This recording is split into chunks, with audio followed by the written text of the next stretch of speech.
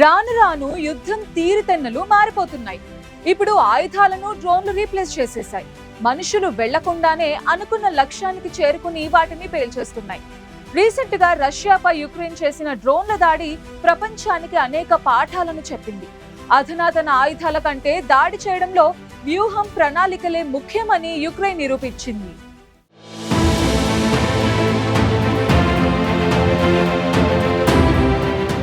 గత 3 ఏళ్లుగా Russia Ukraine మధ్య యుద్ధం భీకరంగా సాగుతోంది. ఈ యుద్ధంలో రష్యా ఉక్రెయిన్కు ముచ్చెమటలు పట్టిస్తోంది. యుద్ధం తొలినాళ్లలోనే ఉక్రెయిన్ రాజధాని కీవ్ను వందలాది ట్యాంకులతో చుట్టేసి ఆక్రమించేందుకు ప్రయత్నించింది. అయితే ఉక్రెయిన్ ఏమాత్రం వెనక్కి తగ్గకుండా పోరాడుతూనే ఉంది.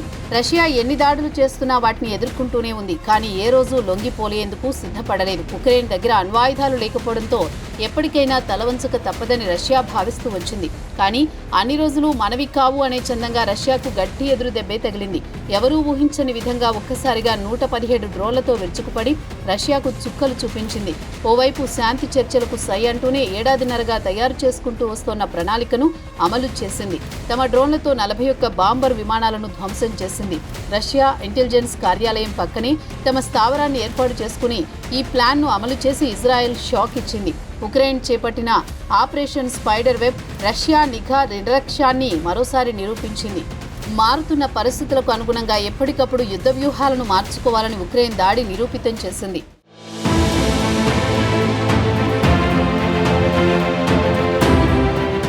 గతంలో యుద్ధ ట్యాంకులు ఎంత ముందుకు వెళితే శత్రు దేశాలను అంత ఆక్రమించుకున్నట్టు అవుతుంది. కానీ ఇప్పుడు డ్రోన్లు మెరుపు వేగంతో దూసుకుపోతూ అక్కడ జెండా ఎగరవేస్తున్నాయి. తక్కువ టైంలోనే అనుకున్న లక్ష్యాన్ని సాధించవచ్చని డ్రోన్లు నిరూపిస్తున్నాయి. ఉక్రెయిన్ స్పైడర్ వెబ్ దాడి రణవ్యూహాలను రాటుదేల్చాల్సిన పరిస్థితిని తీసుకువచ్చిందని యుద్ధరంగ నిపుణులు చెబుతున్నారు. యుద్ధంలో ఎంత బలంగా దాడి చేశామనే దానికంటే ఎక్కడా, ఎప్పుడు, ఎలా దాడి చేశామన్నది ఇంపార్టెంట్ అని ఉక్రెయిన్ స్పష్టం చేసింది. దాడి కంటే వ్యూహం చాలా ఇంపార్టెంట్ అని ఆపరేషన్ స్పైడర్ వెబ్ ద్వారా నిరూపించింది. లక్ష్యాన్ని నిర్దేశించుకోవడం కంటే ముందస్తు ప్రణాళికలో ఎలాంటి పొరపాట్లు లేకుండా చూసుకోవాలి. తొందరపాటు నిర్ణయాలు తీసుకోకుండా రష్యా వైమానిక స్థావరాలపై దాడి కోసం తాము దాదాపు ఏడాదిన్నర కాలంగా వ్యూహరచన చేస్తున్నామని దాడి తర్వాత ఉక్రెయిన్ అధ్యక్షుడు జెలెన్స్కీ తెలిపారు. ఖచ్చితమైన దాడి కంటే అత్యంత స్పష్టమైన ప్రణాళిక అనేదే యుద్ధ విజయానికి కీలకమని, కొత్త తరహా వ్యూహాన్ని రచించడం, దాని అమలుకు సిబ్బంది మోహరించడం, దాడి చేయడం, దాడి తర్వాత అక్కడి నుంచి మెరుపు వేగంతో అదృశ్యమవడం అనేవి ముఖ్యమని ఈ ఆపరేషన్ నిరూపించింది.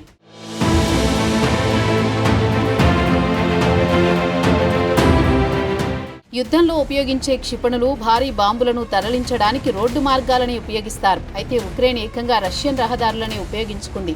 డ్రోన్లను సరిహద్దు దాటించాక వాటిని చెక్కపెట్టెల్లో పెట్టి 100 కిలోమీటర్ల రోడ్డు మార్గం ద్వారా తీసుకువెళ్లారు. సరిహద్దుకు వచ్చిన తర్వాత అక్కడ ఉపయోగించకుండా వాటిని లోపలికి తీసుకొచ్చి దాడి చేస్తారని రష్యా అస్సలు ఊహించలేదు. అందుకే ఇంత దూరం ట్రావెల్ చేసినా ఎక్కడా తనిఖీ చేయలేదు. యుద్ధం జరిగే వేళ దేశంలో తనిఖీలు చేపట్టాలని ఈ ఉదంతం తెర మీదకు తీసుకొస్తోంది. ప్రతి కంటైనర్ను తనిఖీ చేస్తేనే దేశం సురక్షితంగా ఉంటుందని తేల్చి చెప్పింది. రష్యాలో జరిగే అక్రమ సరుకు రవాణా మార్గాలను ఉక్రెయిన్ తన ఆపరేషన్ స్పైడర్ వెబ్ కోసం ఉపయోగించుకుంది. రష్యాకు చెందిన విమానాలను ఉక్రెయిన్ ప్రధాన భూభాగం నుంచి సుదూర ప్రాంతాల్లో నిలిపి ఉంచారు. వీటిపై దాడి చేయాలంటే ఉక్రెయిన్ లాంగ్ రేంజ్ మిసైల్స్ ఉపయోగించాలి. కానీ ఇవేం లేకుండా ఉక్రెయిన్ బుల్లి డ్రోన్లను ఉపయోగించి అత్యంత సులభంగా దాడి చేసింది. సుదూర ప్రాంతాల్లో ఉన్న లక్ష్యాలపై దాడి చేయాలంటే 100 కోట్ల విలువైన క్షిపణులు అవసరం లేదని, కేవలం బుల్లి డ్రోన్లు చాలని ఉక్రెయిన్ నిరూపించింది.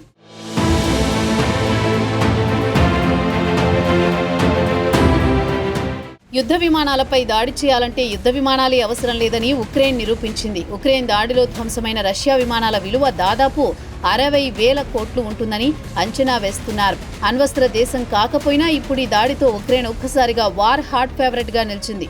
రహస్య స్థావరం అంటే రహస్యంగానే ఉండాలి. శాటిలైట్ల ద్వారా ఎక్కడేం జరుగుతుందో ఈజీగా గుర్తించేస్తున్నారు. కానీ అలాంటిది వాటన్నిటి కళ్లుగప్పి ఉక్రెయిన్ భారీ కంటైనర్లలో డ్రోన్లను తరలించి రష్యా భూభాగంలో ఉంటూనే రష్యా బాంబర్ విమానాలపై దాడి చేసింది.